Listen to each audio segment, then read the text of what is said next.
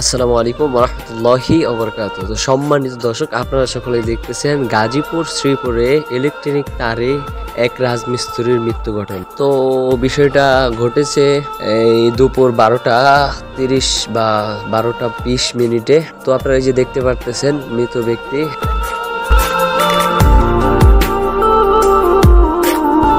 সাথে সাথে এই ইলেকট্রিক তারের মাধ্যমে এমন শর্ট খেয়ে গলার শিরা পর্যন্ত বেরিয়ে গেছে, শুধু একটু বেজে আছে। তো আপনারা সকলেই দেখতে পাচ্ছেন মর্মান্তিক যে ঘটনাটা। তো এটা হচ্ছে গাজীপুর শ্রীপুর বর্মি ইউনিয়নের। তো সকলেই পরবর্তী আপডেট পেতে চ্যানেলটা সাবস্ক্রাইব করে রাখবেন। ধন্যবাদ। আসসালামু আলাইকুম।